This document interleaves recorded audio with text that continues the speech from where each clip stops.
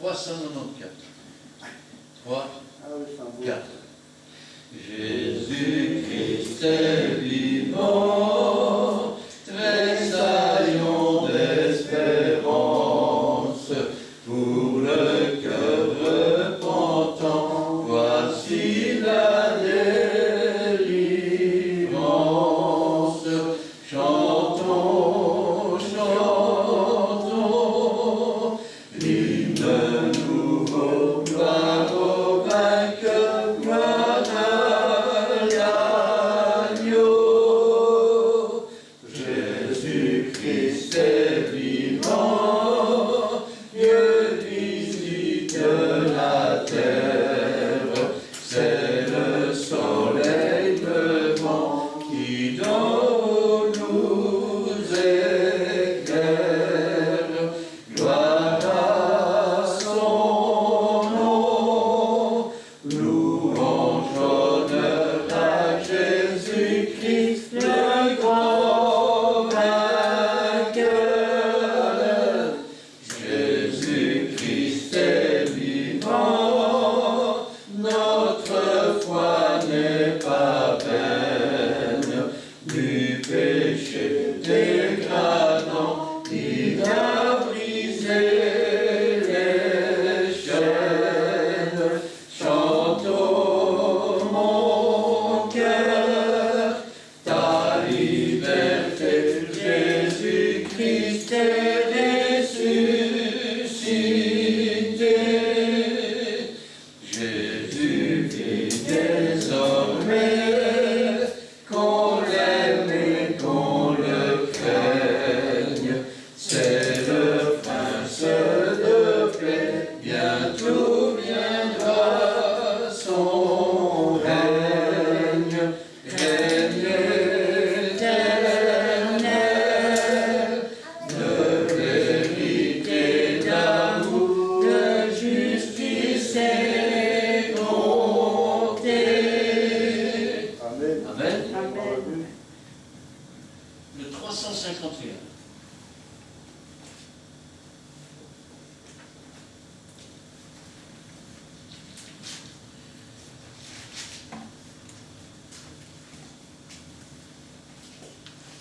Trois,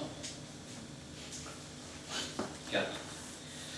Dans mon âme, au soleil brille, son rayon doux et joyeux, répand un éclat qui scintille, c'est le sourire de Dieu.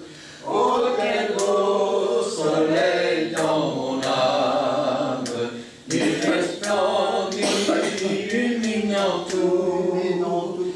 À ses rayons, mon cœur s'enflamme, et je vais chantant partout. Mon cœur était plein de ténèbres, quand parut un jour nouveau. Au loin fuyaient les ombres funèbres, devant un soleil si beau. Oh, quel beau soleil dans mon âme, il resplendit, illuminant tout. À ses rayons, mon cœur s'enflamme, et je vais chantant partout. Oh, mon âme éclate en louange, pour tous le soleil à lui. Je serai parmi les phalanges qui loueront Dieu jour et nuit. Oh, quel beau soleil dans mon âme, il resplendit, illuminant tout. À ses rayons, mon cœur s'enflamme, et je vais chantant partout. Amen. Et enfin, le 53.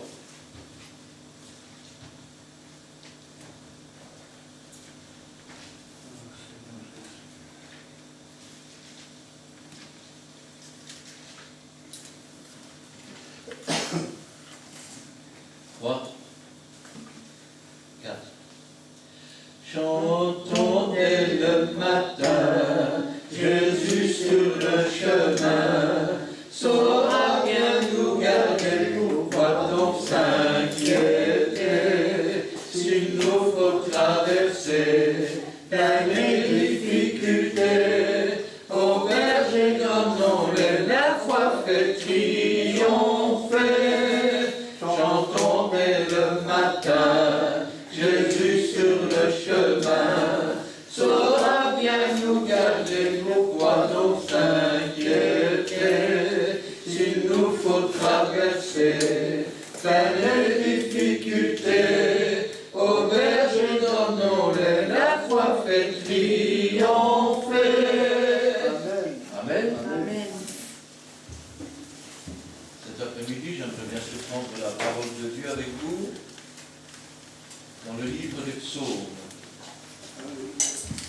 Livre des psaumes et chapitre 22. Oh, mais c'est ça que j'ai dit. Là, tu dis? Chapitre 22, et j'avais donné mes versets. Dieu siège au milieu des louanges de son peuple. Dieu siège au milieu des louanges de son peuple. Psaume 22. Amen.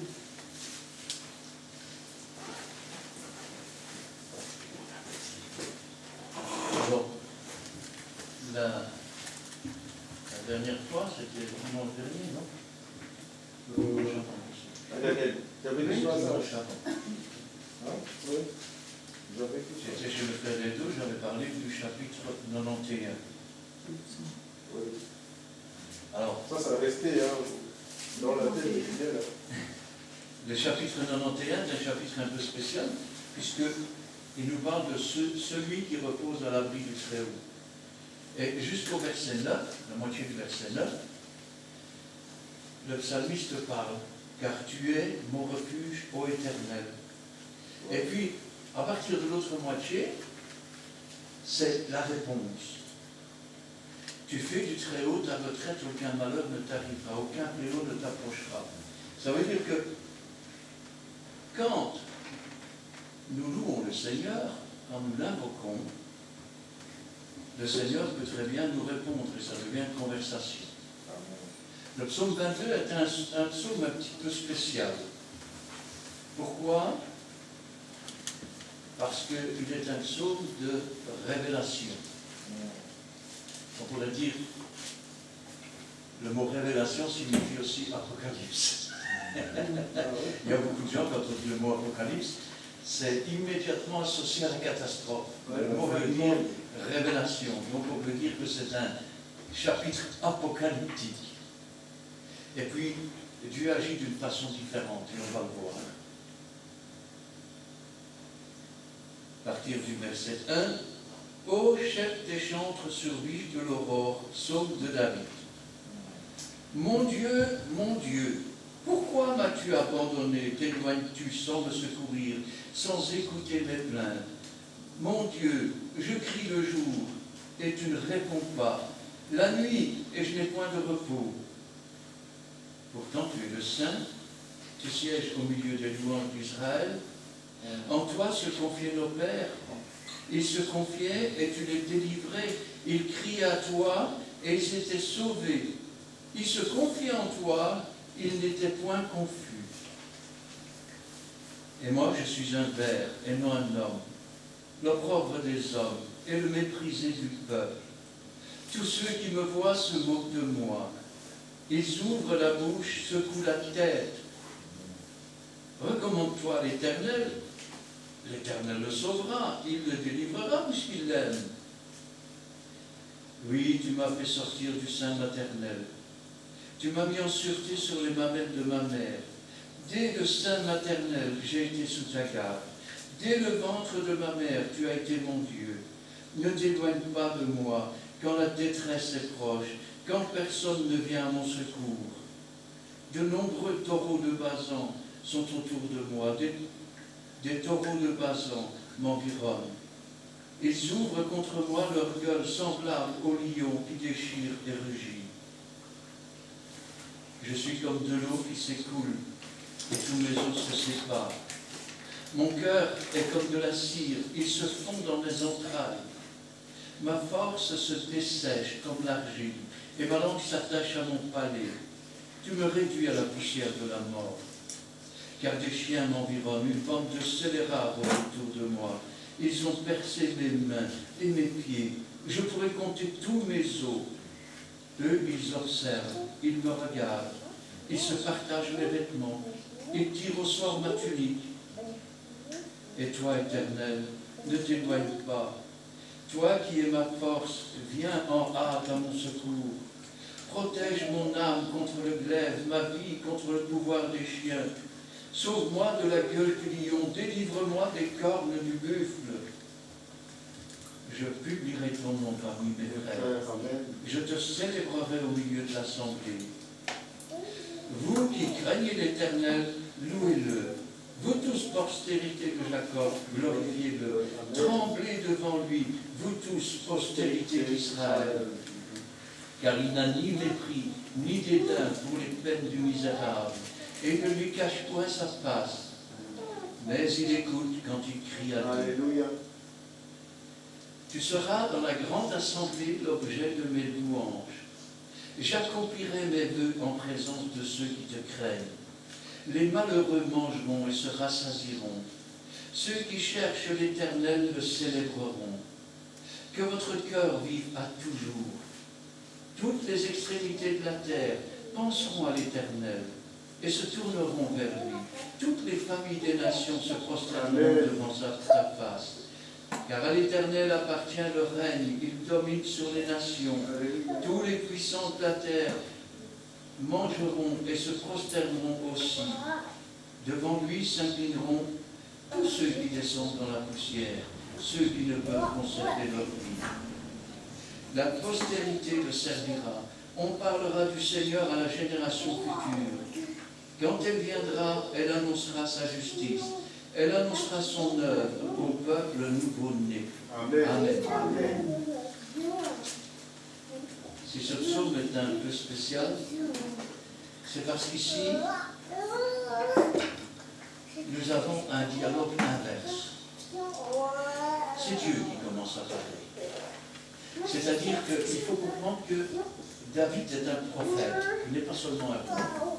C'est d'ailleurs pour ça que Pierre dira, c'est ce que David a dit quand il a dit « Il ne verra point la corruption ». Or, permettez-moi de vous dire que le sépulcre de David se trouve là et qu'il a vu la corruption. C'est de la résurrection de Christ qu'il parlait.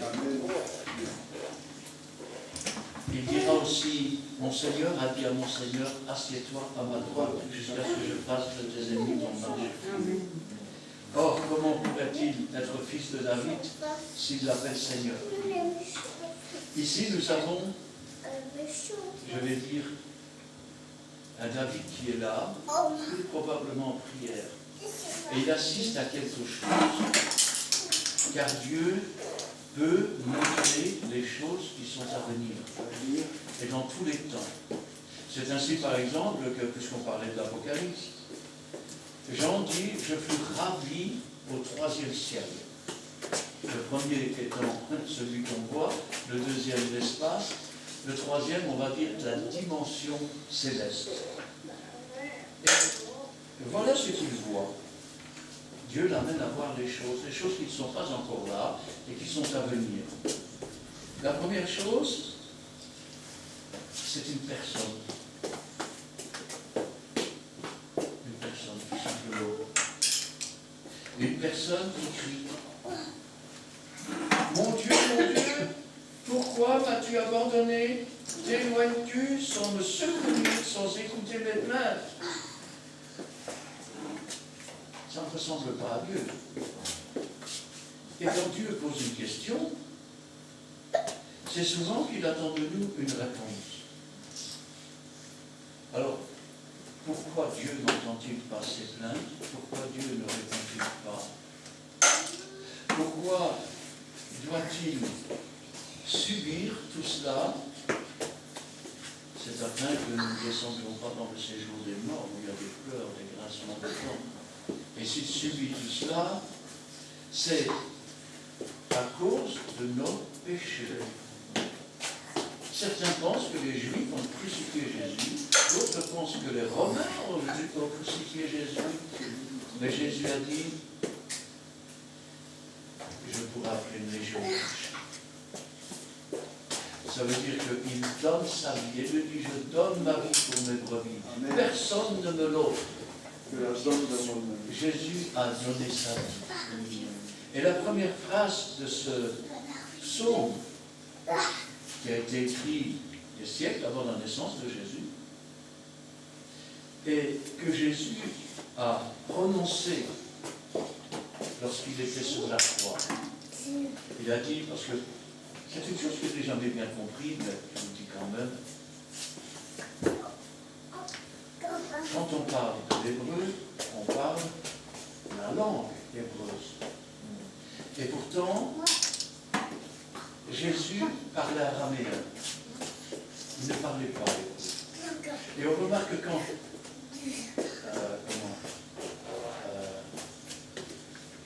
l'apôtre Paul commence à parler en hébreu, il redouble de silence. C'est une chose qui, à mon avis, n'était pas habituelle. La langue hébreuse, je pense, était souvent utilisée pour la Torah, mais beaucoup moins dans le langage courant.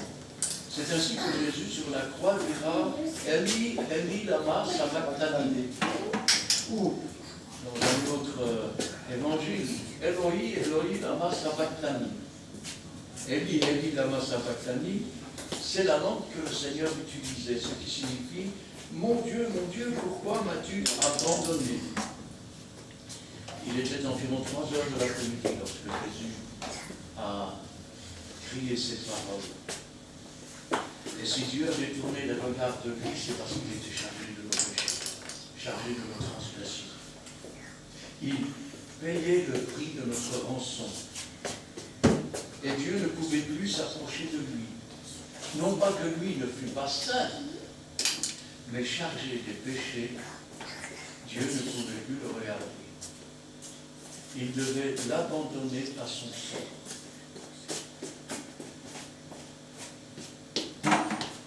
Verset 3. Mon Dieu, je prie le jour, tu ne réponds pas. La nuit, je n'ai point de repos. Rappelez-vous, dans ce jardin de Gethsémani, c'était la nuit, et Jésus prie.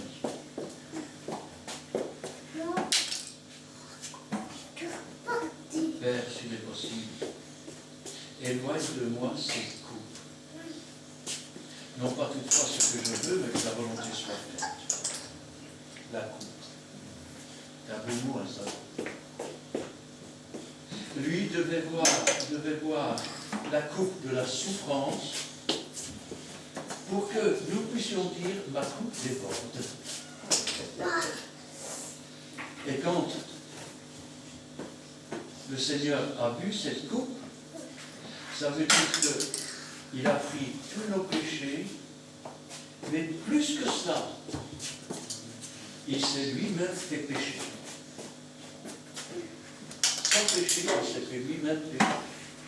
C'est pour ça que quand nous prenons la coupe du Seigneur dans le Saint Repas, nous le faisons Christ. Ce n'est pas la transubstantiation, hein. Le vin ne vient pas du sang, mais nous nous faisons Christ. Nous sommes le corps et Christ est la tête. C'est la raison pour laquelle, entre autres, dans son tombeau, les linges se trouvaient à terre, mais les bandages qui entouraient la tête étaient dans un lieu à part. Christ est la tête de l'Église, il est à la droite de Dieu. Et nous sommes toujours sur la terre.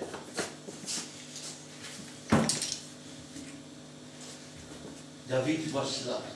Vous savez, il faut comprendre ceci. Je n'ai aucune mémoire des noms, ce qui veut dire que je dois souvent chercher après le nom de quelqu'un. Est-ce que oui? Mais quand on a une vision, on ne peut pas expliquer, mais on sait. Je sais qu'un jour on sera là-haut, et il n'y aura pas besoin de me rappeler les noms, je connaîtrai les noms de tous les enfants de Dieu qui sont là, même ceux que je n'ai pas connus sur la terre. Et quand on a une vision du Seigneur, on ne peut pas expliquer non, c'est que c'est Jésus. Eh oui. Et regardez ce qu'il dit. Là, ce n'est plus Jésus qui parle, c'est David. David est dans sa vision, il dit, c'est quoi ça? Oh. Pourtant, tu es le Saint, je ne comprends plus rien. Tu es là, tu es abandonné, Dieu détourne ses regards de toi. Il n'y a personne qui vient à ton secours. Je ne comprends plus. Pourtant, tu es le Saint. Tu sièges au milieu des louanges d'Israël. On pourrait traduire. Tu sièges au milieu des louanges des lutteurs avec Dieu. En toi se confiaient nos pères. Ils se confiaient, tu les délivrais. Ils criaient à toi, ils étaient sauvés. Ils se confiaient en toi, ils n'étaient pas confus. David dit, je ne comprends plus rien. La logique, c'est ça, on se confie en Dieu, ben, on ne doit pas être traité comme ça. Et regardez la réponse. Et moi, je suis un ver, et non un homme. L'opprobre des hommes, le méprisé du peuple. Les gens le regardaient comme un blasphémateur. Ils le regardaient comme un antéchrist. Ils le regardaient comme un homme plein de démons. Un jour, ils diront, tu es un démon.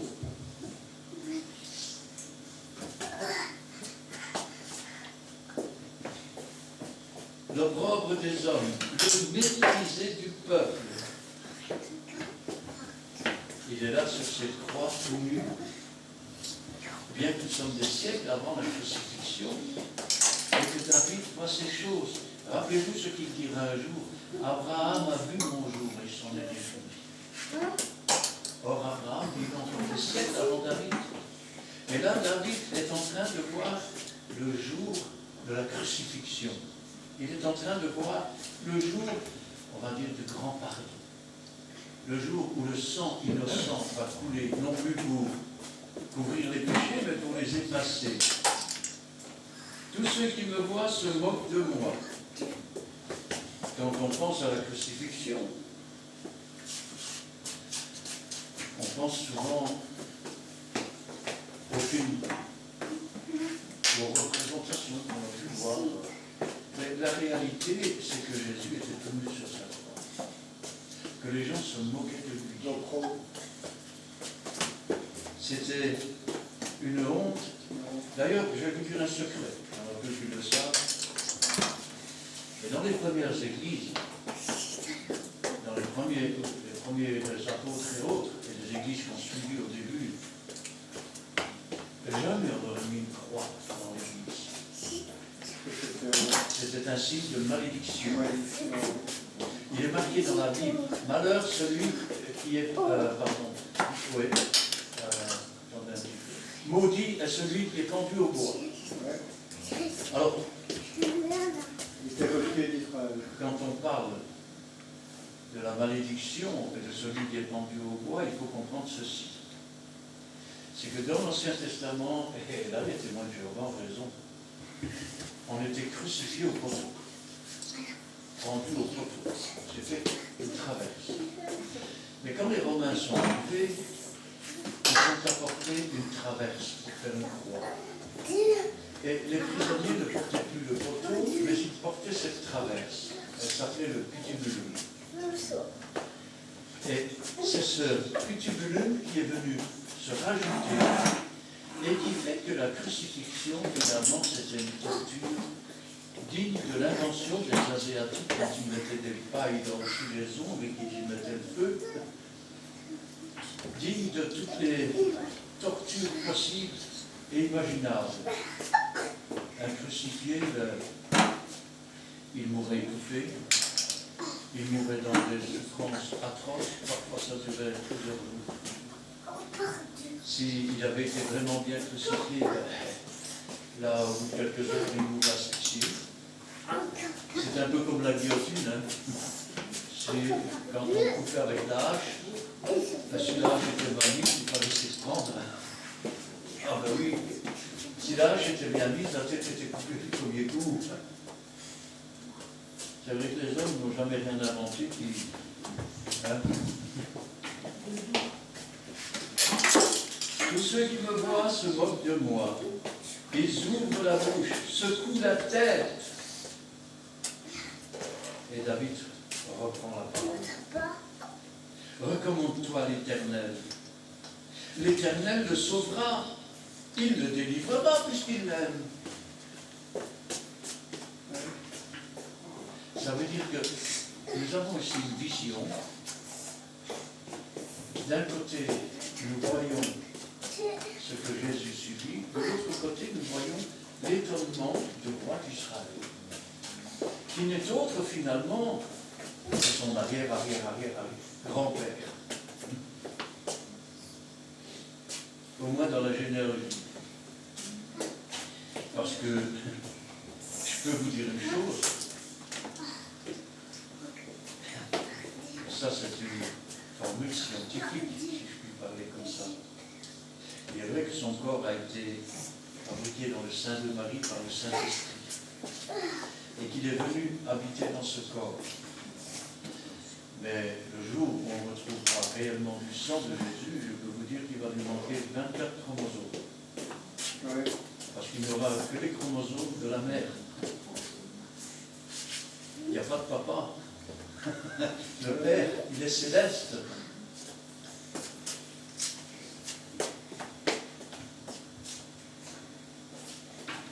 Et Jésus reprend la parole. Oui, tu m'as fait sortir du sein maternel. Tu m'as mis en sûreté sur les mamelles de la mère. Dès le sein maternel, j'ai été sous ta garde. Regardez. Joseph prend la mère et le petit enfant et va en Égypte, car Hérode va chercher à le faire mourir. Dès sa naissance, il était sous la garde de Dieu. Parce qu'il est l'instrument que Dieu s'est choisi. L'unique fils qu'il ne donnera jamais pour nous racheter. Dès le ventre de ma mère, tu as été mon Dieu. Ne t'éloigne pas de moi quand la détresse est proche, quand personne ne vient à mon secours. Alors ça, c'est ça, louange, la louange du Seigneur. Et puis après, il y a la situation dans laquelle il se trouve. Et la situation n'est pas brillante. De nombreux taureaux sont autour de moi. Des taureaux de Basan m'environnent. Alors, ceux qui savent pas ce que c'est, un taureau de Basan, c'est un taureau sauvage. C'est le seul taureau que vous ne sauriez pas dompter. Si vous avez un taureau comme ça chez vous, méfiez-vous parce que vous allez attraper les accidents. Eh oui. Autrefois, quand vous aviez un bœuf qui blessait quelqu'un, il fallait rembourser. Si tu es quelqu'un, tu es le bœuf. Les animaux devaient être dociles, mais les taureaux de Basan, ils sont impossibles à dresser. Or, qui est-ce qui entoure Jésus?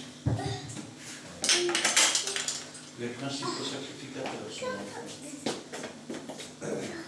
C'est les taureaux de Basan. Vous avez beau leur mettre un mort comme on met aux chevaux, eh bien, ils n'écoutent pas. Ils n'écoutent pas et ils savent qui est celui qui vient. Car il est dit, le Fils, alors le Père envoya le Fils, et lorsqu'ils virent le Fils, ils dirent, voici le Fils, tuons-le, accaparons-nous de l'héritage. Ils savaient très bien qui était Jésus.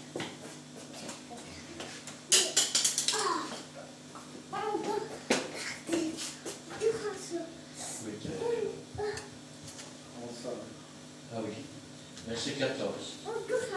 Ils ouvrent contre moi leur gueule, semblable au lion qui déchire et rugit.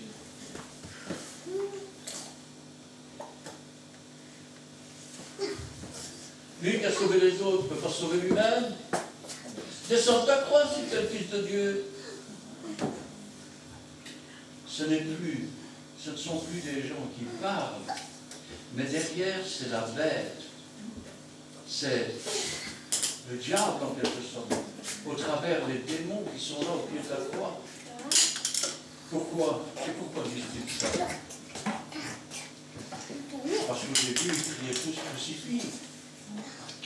Et Dieu voulait que son fils soit crucifié.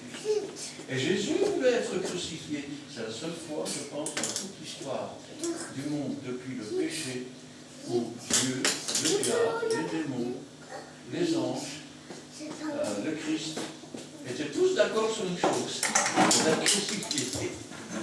Seulement, quand ils ont commencé à voir que ça tournait mal, et que le sang de Christ, finalement, parce que le diable est toujours un œuf qui trompe, que le sang de Christ était en train d'effacer le péché, ils ont dit, si tel fils de Dieu était sans sa croix, allez, montre-nous tel fils de Dieu. Puis nous avons, après la situation, nous avons la douleur. Le ressenti. Qui pourrait parler du ressenti, sinon celui qui ressent? Vous savez combien de fois j'ai vu des gens qui étaient dans la peine, dans la tristesse, et un frère qui s'approchait, ou une sœur, je te comprends. Mais qu'est-ce que tu peux comprendre? Tu n'es pas lui, tu ne subis pas la même chose, et même si tu subissais la même chose, tu n'as pas le même caractère, tu n'as pas la même force morale, ou quoi que ce soit. Donc la douleur est différente pour chacun. Il est impossible de comprendre, à moins que Dieu nous donne de comprendre. Là, c'est autre chose. Ça fait partie aussi des dons qui sont, dont on ne parle jamais finalement.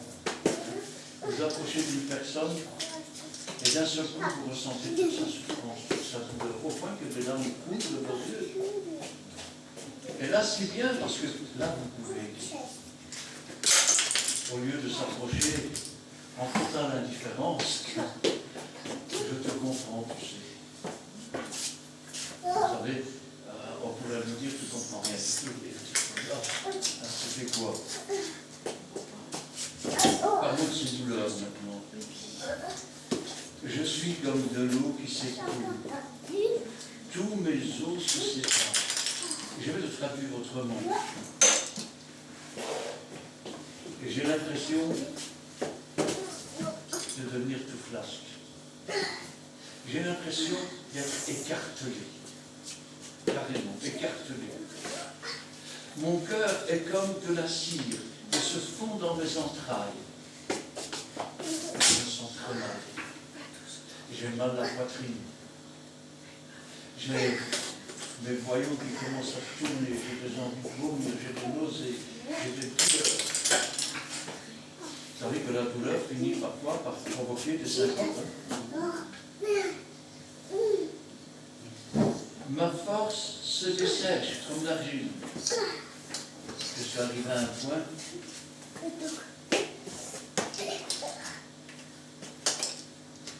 Comment est-ce que je vais expliquer ça? Avez-vous déjà vu des animaux dans la nature? Des animaux sauvages. À un moment donné, vous avez un prédateur qui attaque la proie. Et puis arrive le moment où la proie sait qu'elle ne saura rien faire. Et donc c'est comme si elle se laissait aller. Et elle a tombé. Comme si elle était figée. Ce genre de sentiment, les femmes parfois le ressentent lors d'un viol. Elles restent figées, elles attendent que ça passe. Parce qu'elles sont dans une terreur qui dépasse ce que, je vais dire, l'être humain peut supporter. Tu me réduis à la poussière de la mort. Lui qui est la résurrection de la vie, il en est aujourd'hui à mourir. Ça veut dire que la vie a pris notre mort. Il s'est accaparé de cette mort. Il l'a subie pour chacun d'entre nous. Car des chiens m'environnent. Les chiens, ce sont ceux qui sont retournés en arrière, qui sont retournés à ce qu'ils ont vomi. Et je peux vous dire que dans les derniers temps, les persécutions seront bien plus grandes venant de chiens qui sont retournés à ce qu'ils ont vomi que de l'extérieur. Que de l'extérieur. D'ailleurs, un jour on demandera à Jésus, mais d'où viennent ces marques dans tes mains? Ce sont ceux de ma maison. Mais qui donc t'a trahi? Celui qui a mangé mon pain.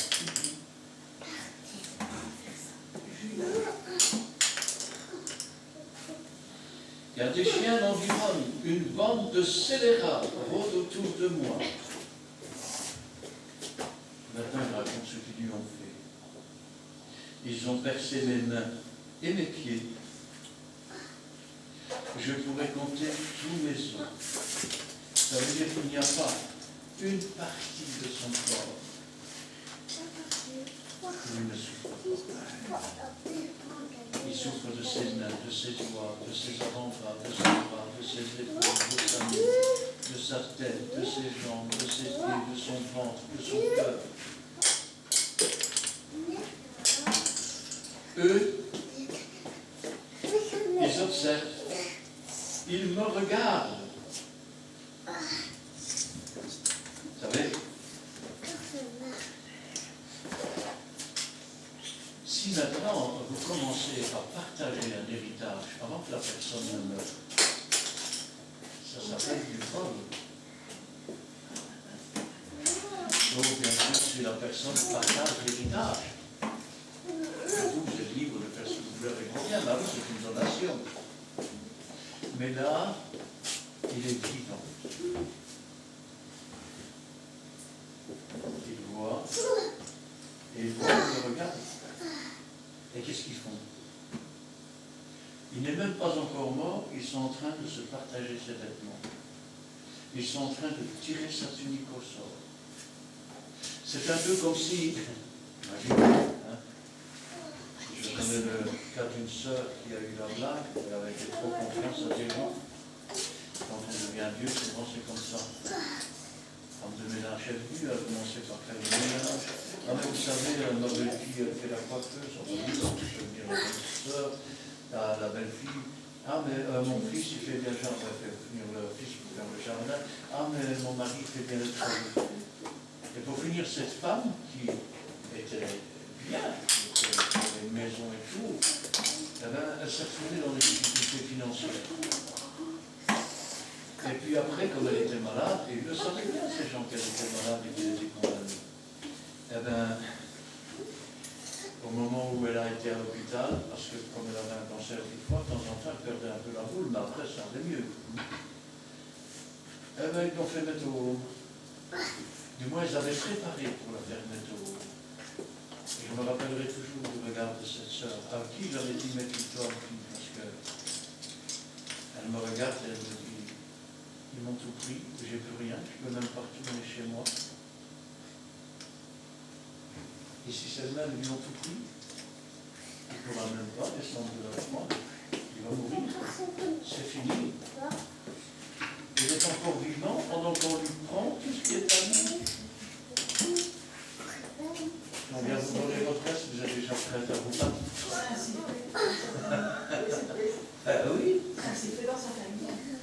Mais là, on lui prend tout. Il lui reste rien. Ça veut dire qu'une fois qu'il est mort, ben, il ne lui reste même pas un linge pour se couvrir, donc il est là, c'est tout. Ils observent, ils me regardent, ils se partagent mes vêtements, ils tirent ma tunique au sort. Et puis, après toutes ces souffrances, il va y mettre, je vais dire, une condition. Une condition qui est nécessaire pour lui permettre ensuite d'accomplir la mission pour laquelle il est venu. Et cette condition, la voici. Et toi, Éternel, ne t'éloigne pas. Toi qui es ma force, viens en hâte à mon secours. Protège, non pas mes linges, non pas mon corps, mais protège mon âme contre le glaive et ma vie contre le pouvoir des chiens. Sauve-moi de la gueule du lion, délivre-moi des cornes du buffle. Quand je pense à cela,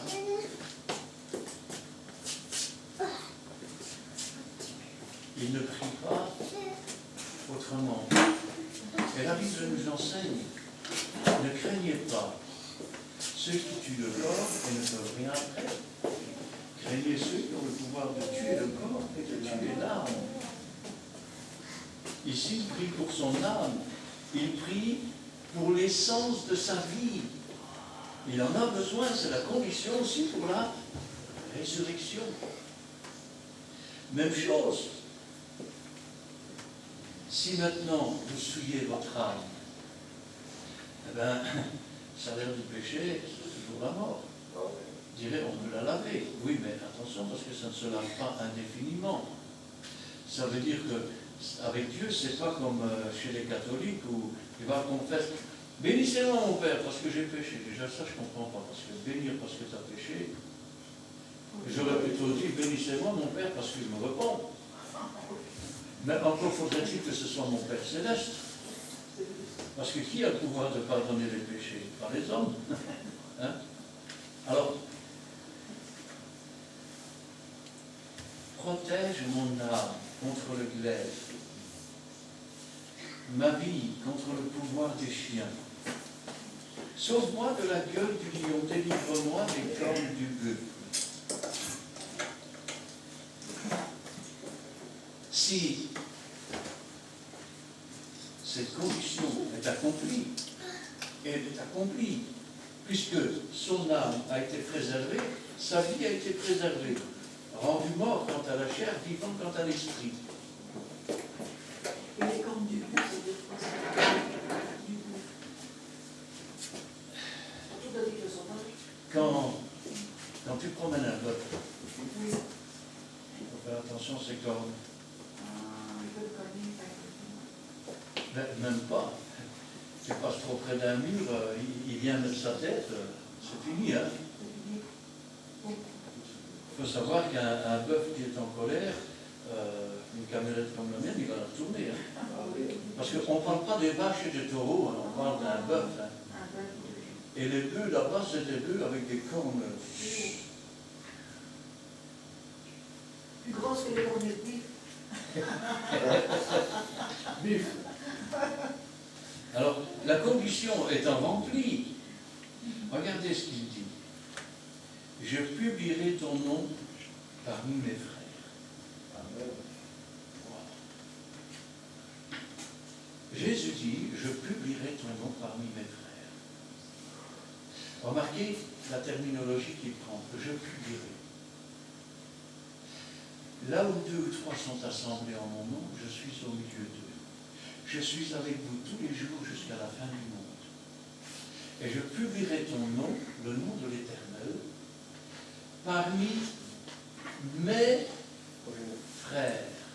Voici ma mère, mes frères et mes sœurs, ce sont ceux qui écoutent la parole de Dieu et qui la mettent en pratique. Je te célébrerai au milieu de l'assemblée. Je pense qu'un jour, il y a des chrétiens qui seront là-haut et qui vont faire des yeux ainsi.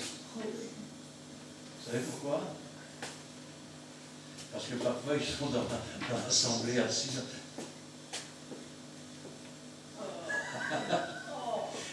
Et puis là, ils vont revoir la même image, sauf que ceux qui ne le voyaient pas, ils vont le voir.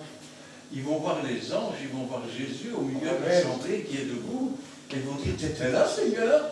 J'aurais jamais cru.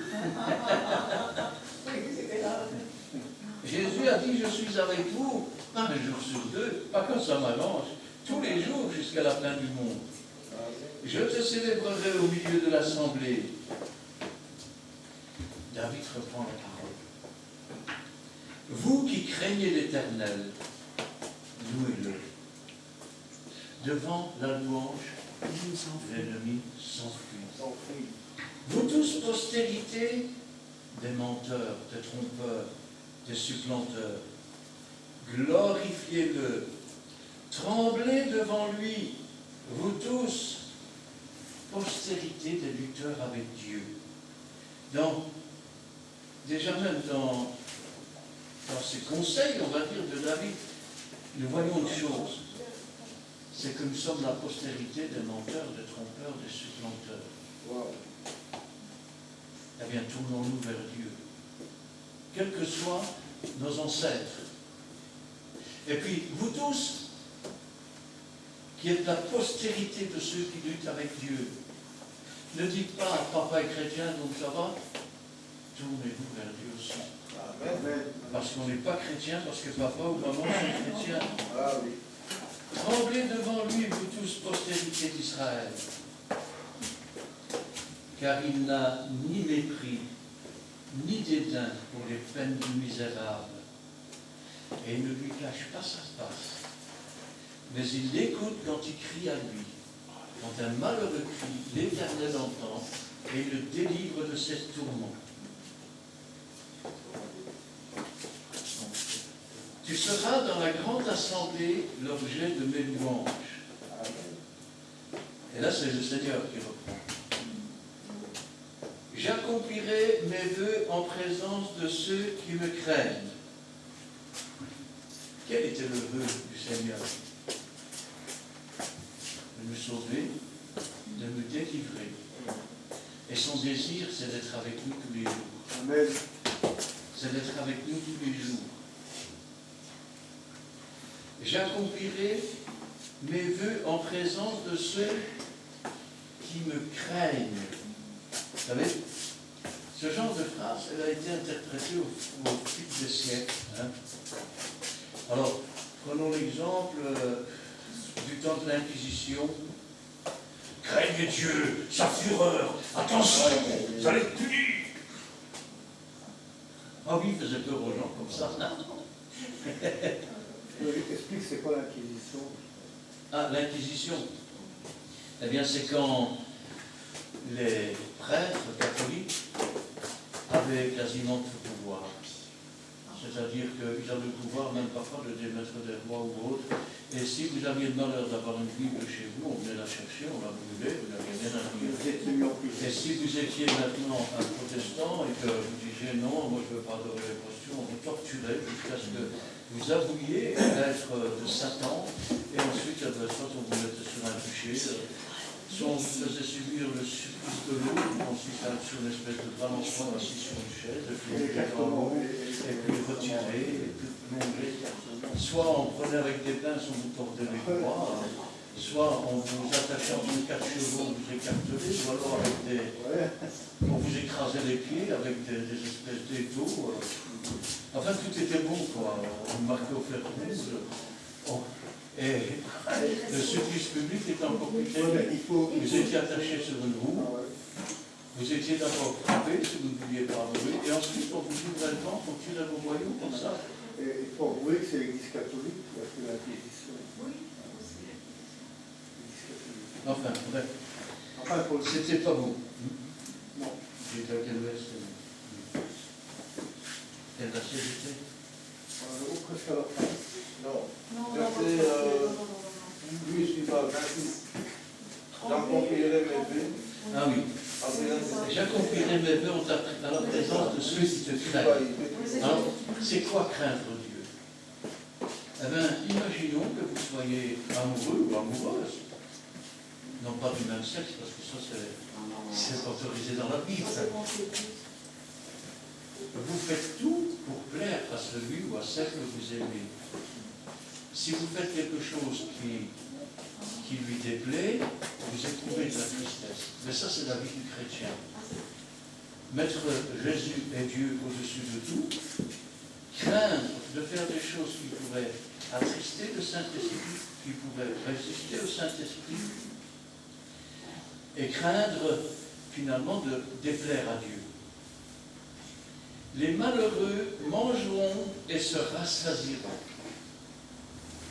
Alors, vous allez me dire, oui, d'accord, mais depuis le temps que ça a été écrit, il y a toujours des gens qui ont faim. Non, c'est pas vrai? Jamais, écoutez bien, ouvrez grand vos oreilles. Je parle de véritables enfants de Dieu. Jamais un enfant de Dieu ne mangera son pain, ni sa postérité ne sera abandonnée. Ce qui veut dire que même si vous n'avez plus rien, Dieu est capable de multiplier. Dieu est capable de faire tomber du pain sur le panier. Il l'a fait pour son peuple.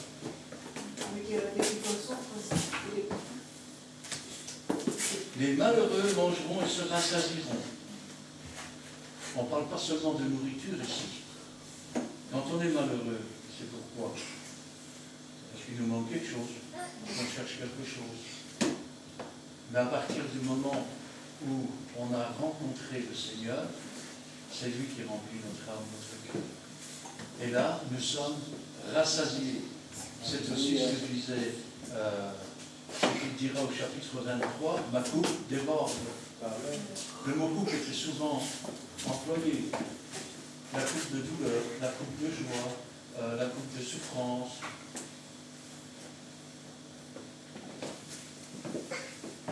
Que votre cœur vive à toujours. Ici, nous sommes et nous allons entrer dans un texte qui est beaucoup plus prophétique. Beaucoup plus prophétique. Parce que quand il dit « Les malheureux mangeront et se rassasieront, ceux qui cherchent l'Éternel le célébreront », nous sommes déjà passés la crucifixion. Et nous sommes beaucoup plus loin. Nous arrivons au millénium. Que votre cœur vive à toujours.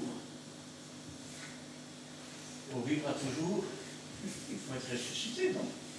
Ouais. Toutes les extrémités de la terre penseront à l'Éternel et se tourneront vers lui. Quand est-ce que ça va arriver? Quand le Seigneur aura établi son millénium. C'est ce qu'il dit quand il dit « Le loup habitera avec l'agneau, l'enfant s'ébattra sur le ventre de la vipère. On détruira les outils de guerre et on fera des outils pour cultiver la terre. De leur cep, ils forgeront des oyaux. Toutes les familles des nations se prosterneront devant sa face. Chaque année, les nations monteront et ils se prosterneront devant la face du Seigneur. Rendez-vous compte que David, dans son temps, des siècles avant la naissance de Jésus, a vu la crucifixion de Jésus. Il a vu la résurrection de Jésus. Il en est au millénium. Au millénium. Ce que nous n'avons pas encore vu. Les autres, nous entrons seulement, et je vais dire, dans les temps difficiles. Enfin, on peut dire qu'on est à moitié rentré dedans. Allez. Toutes les familles des nations se prosterneront devant sa face. Car à l'Éternel appartient le règne, il domine sur les nations. C'est le moment de son millénium, où il règne sur toutes les nations. Tous les puissants de la terre mangeront et se prosterneront aussi. Puis, après le millénium, qu'est-ce qui se passe? Devant lui s'inclinera tous. Bon, nous avons d'abord le temps de la grâce. La crucifixion de Jésus, le temps de la grâce. Puis, la fin du temps de la grâce et l'enlèvement de l'Église. Puis, nous avons le millénium qui s'instaure. Et après le millénium, qu'est-ce que nous avons? La seconde résurrection, la résurrection des impies, qui n'arrivera qu'après le millénium. Regardez ce qu'il est marqué ici. Devant lui s'inclineront tous ceux qui descendent dans la poussière, ceux qui ne peuvent conserver leur vie, ceux qui n'auront pas conservé leur vie, ceux qui ont perdu leur vie à cause du péché, qui sont descendus dans le séjour des morts. Il y a des pleurs et des grincements de dents. À leur seconde résurrection, ils s'inclineront. Et pourquoi ils doivent s'incliner? Parce que Dieu parle et ce que sa bouche dit semblera l'accomplir. Et tout genou fléchira au nom de Jésus-Christ. Devant lui s'inclineront tous ceux qui descendent dans la poussière, ceux qui ne peuvent conserver leur vie. Maintenant, on va revenir en arrière après la crucifixion.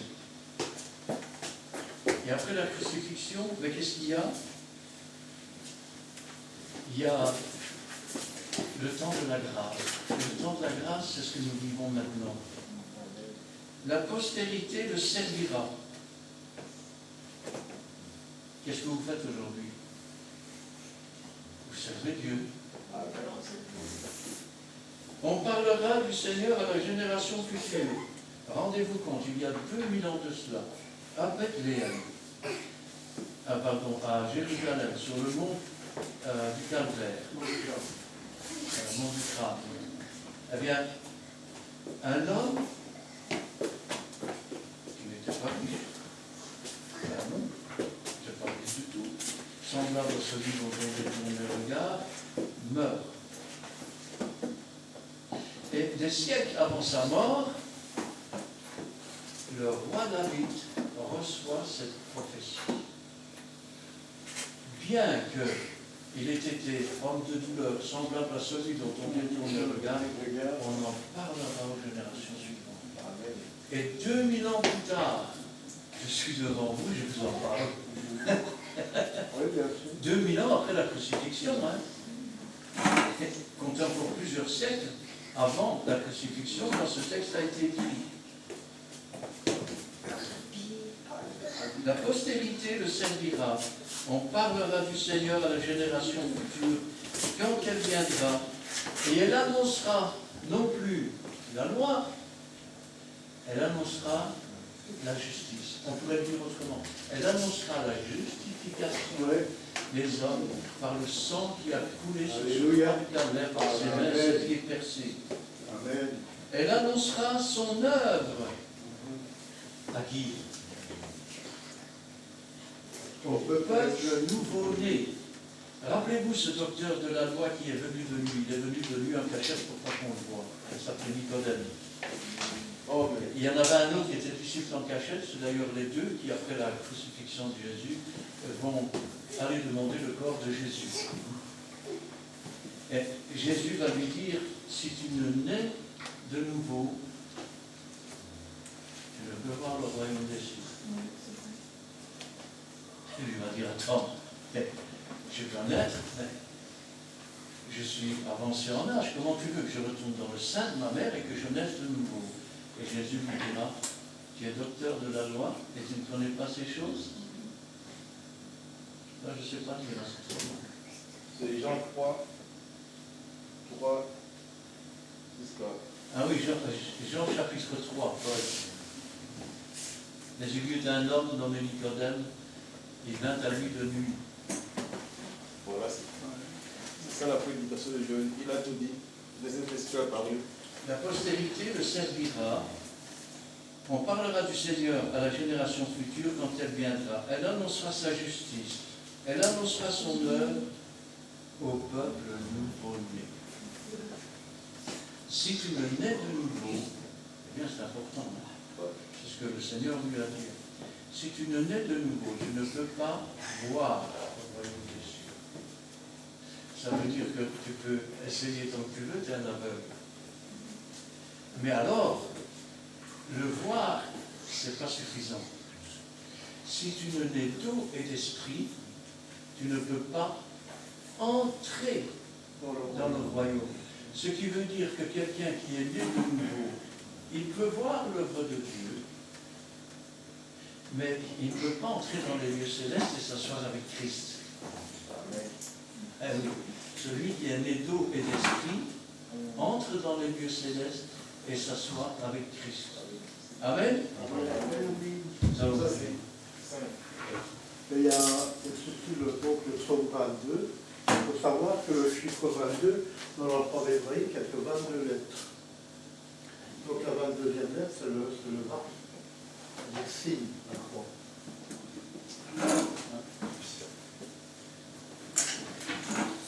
Éternel, notre Dieu, notre Père, nous te louons, nous te rendons grâce. Nous voulons te remercier, Seigneur, parce qu'encore au travers de ta parole, tu nous montres que tu connais toutes choses à l'avance. Alléluia. Tu nous montres, Seigneur, que tous ceux qui t'ont servi ont pu voir les choses qui devaient venir. Tu as dit toi-même, Seigneur, cacherai-je à Abraham ce que je vais faire. Tu as dit Abraham a vu mon jour. Et nous voyons au travers ce psaume que David aussi a vu non seulement ton jour, mais il a vu aussi les temps de la grâce. Il a vu le millénium. Et tu lui as montré quasiment tout ce qui devait arriver. Béni sois-tu et gloire à toi, Seigneur, qui te choisit des prophètes et qui t'en sert pour annoncer au peuple nouveau-né, les choses qui doivent arriver. Car sans toi, Seigneur, nous serions ignorants. Mais quand tu ouvres nos yeux et nos esprits, tu peux nous montrer des choses qui dépassent tout ce que nous pensons, tout ce que nous imaginons. C'est pourquoi, Seigneur, même Paul disait, je voudrais que tous parlent en langue, et je parle en langue plus que vous tous, mais je voudrais encore plus que vous prophétisiez. Béni sois-tu et gloire à toi, Seigneur. Car c'est toi, Seigneur, qui as donné à tous ces prophètes de l'Ancien Testament de pouvoir parler de toi dans toutes les Écritures. Toi-même, Seigneur, tu t'es servi de ces anciennes Écritures pour parler à tes apôtres. Et eux, Seigneur, sont partis. Ils n'avaient aucun Nouveau Testament à l'époque.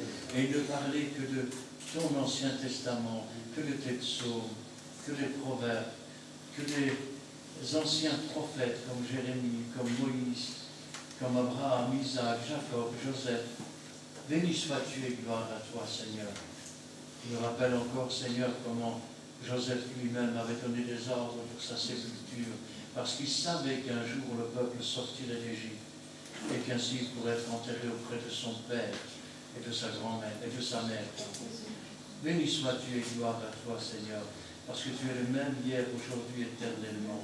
Ce que tu as fait hier, tu le fais encore aujourd'hui. Tu es toujours aussi puissant, Seigneur, et tu ne changes pas, tu es invariable. C'est pourquoi, Seigneur, nous voulons nous tourner vers toi. Nous savons, Seigneur, que tu peux au-delà de tout ce que nous imaginons, de tout ce que nous pensons, parce que tu es le Dieu vivant et vrai. C'est toi qui renouvelles chaque jour la terre. C'est toi, Seigneur, qui nous a donné la vie. C'est toi, Seigneur, qui nous a cherchés. C'est toi qui nous a trouvés. C'est toi qui as fait de nous des enfants de Dieu. C'est parce que tu as un plan, Seieur. Donne-nous, Seigneur, de pouvoir entrer dans ce plan. S'il le faut, Seigneur, mets-nous des morts afin, Seigneur, que nous puissions être dirigés dans la voie que toi tu as tracée, Seigneur. Et que nous ne soyons pas comme des battants en l'air de droite à gauche, comme un navire qui n'aurait pas de gouvernail. Tu es notre gouvernail, Seigneur. Tu es notre guide. C'est toi, Seigneur, qui es notre Dieu. Que ta volonté soit faite et que toute la gloire t'en revienne. Gloire au Père, gloire au Fils et gloire au Saint-Esprit. Amen. Amen.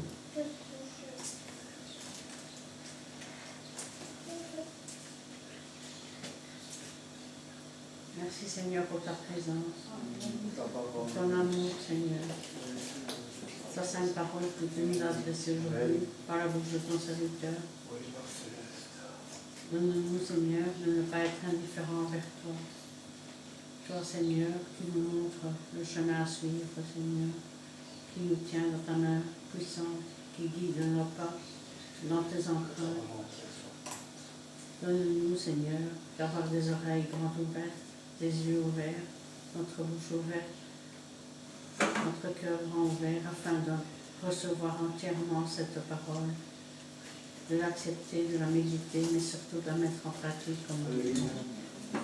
Apprends-nous à t'obéir, Seigneur, chaque jour, dans toutes les circonstances de la vie qui se présente à nous, qu'elles soient bonnes ou mauvaises, dans toutes les épreuves, dans les difficultés, les facilités, tout ce qui se présente.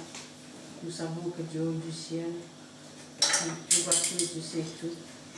Et c'est toi, Seigneur, qui viens nous secourir, nous relever, nous fortifier, nous encourager et nous guérir. Et pour cela, mon âme te loue, te bénit et te rend grâce.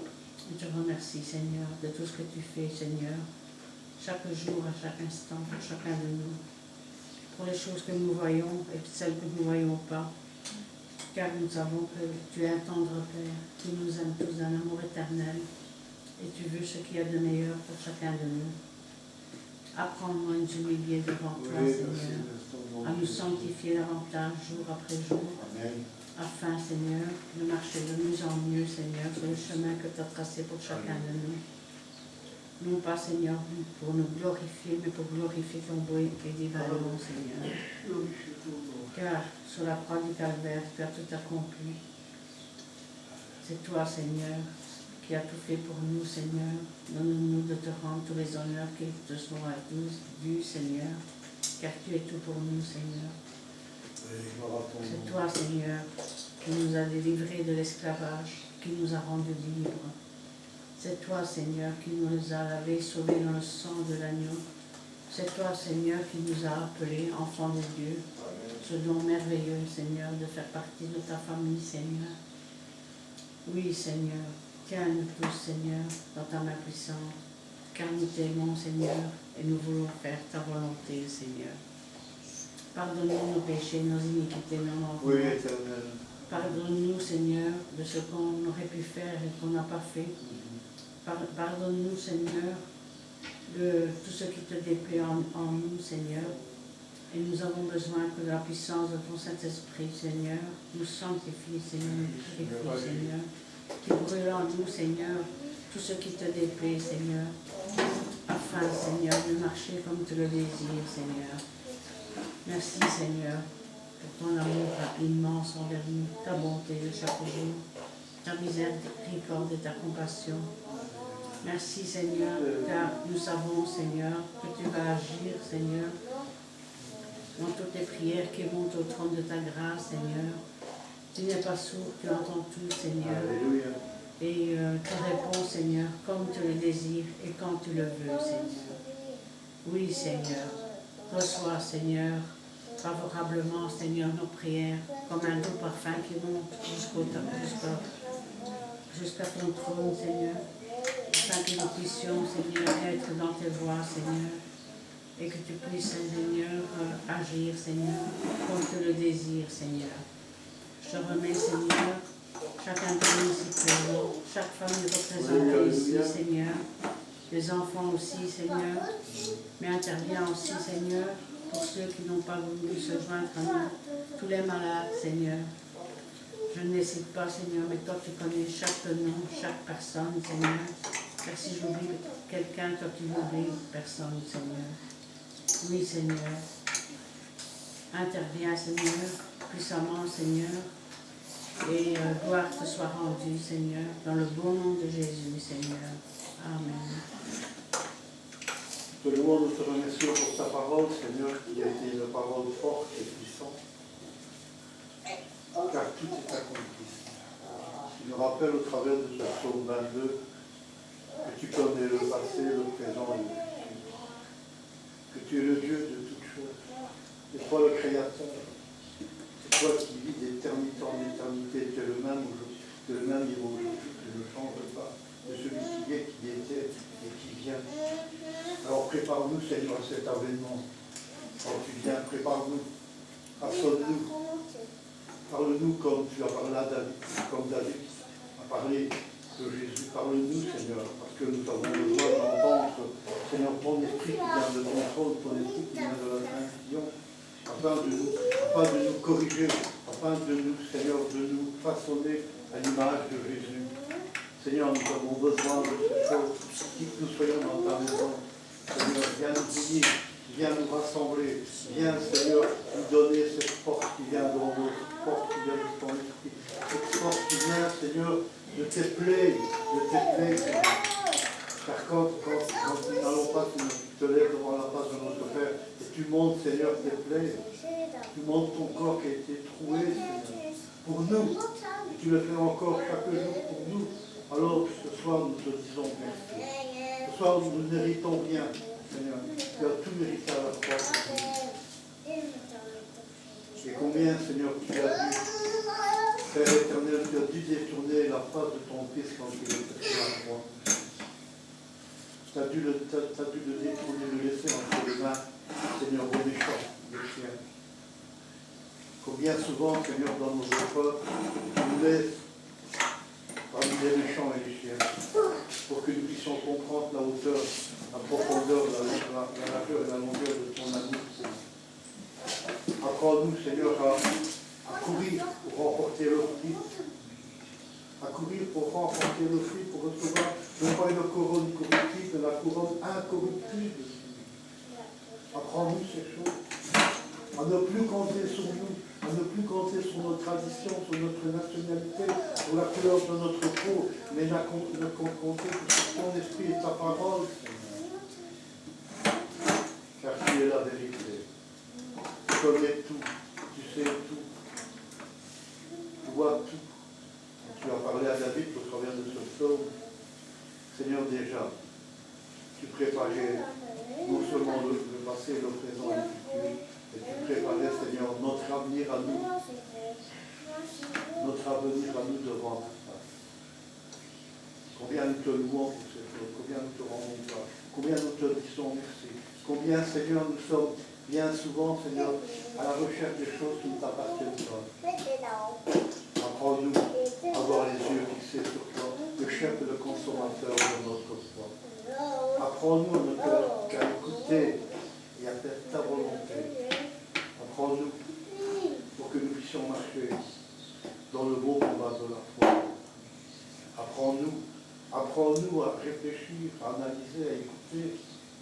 Apprends-nous, Seigneur, à ouvrir nos oreilles, nos yeux spirituels, nos sens spirituels. Apprends-nous à discerner ce qui t'appartient, ce qui ne t'appartient pas. Parce que dans les moments qui vont suivre, nous avons besoin de ce discernement. Afin, Seigneur, de voir ce qui est à toi et ce qui n'est pas à toi. Apprends-nous, ouvre nos yeux, ouvre notre intelligence, donne-nous ta sagesse, donne-nous ta science, donne-nous, Seigneur, ta parole qui est la vérité. Enseigne-nous ta parole afin qu'on devienne des colonnes de l'appui de la vérité dans ta maison. Afin qu'on devienne des hommes et des femmes faits à l'image de Jésus. Et là, tu pourras nous employer, là, tu pourras nous conduire, là, tu pourras nous envoyer. Toi, supplions, Père. Nous te demandons ce soir, pour chacun de nous, pour nos maisons, pour nos familles, pour ton Église, pour ceux et celles qui doivent encore pénétrer dans le corps de Christ, pour ceux et celles qui doivent revenir, t'en supplions. Le temps est court. Arme-nous de ton esprit d'amour et d'unité. Arme-nous par le sang de Jésus-Christ qui a vaincu le monde, qui a vaincu Satan. Arme-nous. Père, nous t'en supplions. Nous invoquons ton nom. Je sais que tu vas répondre. Parce que tu as pour chacun de nous des bénédictions. Tu as pour chacun de nous, Seigneur, des bénédictions. Et nous te disons merci d'avance. Et prépare-nous au beau combat de la foi. Au nom de Jésus, Père. Amen. Éternel Dieu, c'est jour aujourd'hui, ce matin, vraiment marqué gravé au fond. Ce matin, quand je suis arrivé, c'était le puissant 22 que j'ai vu comme modération. Et comme enseignement, je me suis basé au Jean 3, Jean 3 jusqu'au. Père, quand je vois des épreuves comme ça, je crains encore ta présence. Père, je crains encore ta présence. Que ferions-nous, si ce que nous voyons, si ce que nous attendons, que ferions-nous, éternel Dieu, si ce n'est pas tout des mots de penser, éternel Dieu. Nous qui sommes de pauvres pécheurs, Père de ça. J'accueille encore ta présence aujourd'hui, en ce jour du dimanche. J'ai vu que réellement, tu es au milieu de nous. Amen. Tu es au milieu de nous parce que ta parole vient de s'accomplir. L'Esprit Saint rend témoignage réellement que nous sommes des enfants de Dieu. Merci, éternel Dieu, de nous assister jour et nuit. Je sais que tu ne nous abandonneras jamais. Tu es toujours là. Il y a des épreuves. Il y a des preuves que c'est tangible. Nous avons plus besoin de ça. Car tu as parlé de ces jours. d'un endroit ou l'autre, Père Saint, c'est la voix que nous avons entendue. D'un endroit et l'autre, Père Saint, c'est ta puissance que nous avons sentie, parce que tu es Dieu, tu es omniprésent, tu es omnipotent. En nous, Père Saint, nous avons la victoire, parce que nous sommes rassurés que nous avons un Dieu vivant en nous. C'est pour cela, Père, aujourd'hui je voulais encore prier plus fort, Christ à moi, l'espérance de la gloire. Je me glorifie en toi parce que tu n'es pas un Dieu muet, tu es un Dieu qui parle. Je me glorifie en toi, Père Saint, parce que je voulais témoigner réellement que tu es toujours avec nous, Père. Bénis chacun, Père, qui a entendu cette parole, quel que soit le matin, quel que soit ici dans l'après-midi. Sois sanctifié, Père Saint. Aide-nous surtout à mettre en pratique ta parole. Parce que la foi sans œuvre, elle est morte. C'est ça qui confirme la Bible. Ta parole qui est inspirée de ton Saint-Esprit. Père, je rends témoignage de ce que tu as fait aujourd'hui. Je proclamerai ton nom, Père Saint. Je glorifie aussi ta puissance, Père Saint. Et nous voulons que Père Saint, que tu puisses encore nous protéger. Alléluia. Protège-nous, Père Saint. En ce jour, Père Saint, dimanche, nous voulons, Père Seigneur, que tu puisses nous emmener à franchir nos limites, que tu puisses nous amener à convaincre aussi, parce que tu es Dieu, tu as parlé. Merci Dieu sur tout ce que tu fais et sur tout ce que tu feras. Merci parce que tu es Alpha, tu es Oméga. Tu as commencé au matin, nous sommes au soir, Père Saint, et tu ne cesses pas de nous parler pour, Père Saint, nous instruire, pour nous édifier, pour nous consoler, pour nous guider, oh Père, pour nous apprendre aussi à compter nos jours. Oh Père, nous sommes là, Père Saint, sois glorifié, sois sanctifié. Merci, parce que nous voulons être assis à votre Père pour faire de nos ennemis nos martyrs. Et ceci, peut-être, Père Saint, nous renforce encore, Père Saint, que d'amener la conversion, de convertir aussi ceux qui ne sont pas encore parmi nous, c'est que toi tu as appelé. Parce que la promesse est pour nous, pour nos enfants, et ceux qui ne sont encore parmi nous, ceux qui ne sont pas encore parmi nous, Père Saint, et toi tu vas appeler. Sois glorifié, sois sanctifié. Au nom de Jésus. Merci Dieu Tout-Puissant. Merci Père Saint et Saint-Esprit. Merci pour ta présence, surtout en nous, la victoire et la gloire. Dans le nom glorieux de notre Seigneur Jésus. Amen.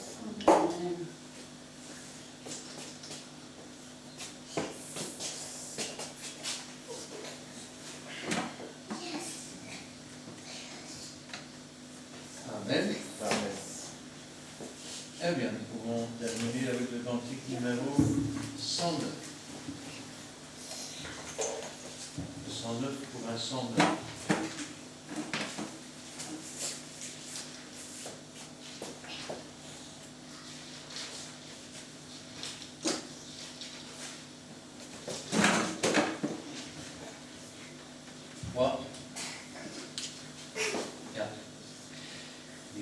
Nazareth.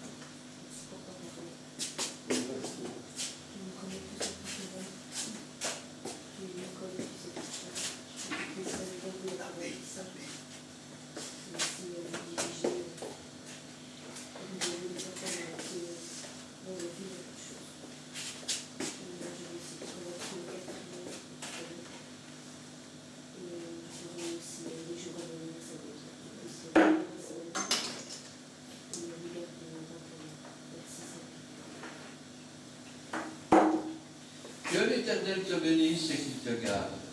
Que l'Éternel fasse luire sa face sur toi et qu'il t'accorde sa grâce. Alléluia. Que l'Éternel tourne sa face vers toi et qu'il te donne la paix. Amen. Amen. Bienvenue au mercredi. Amen.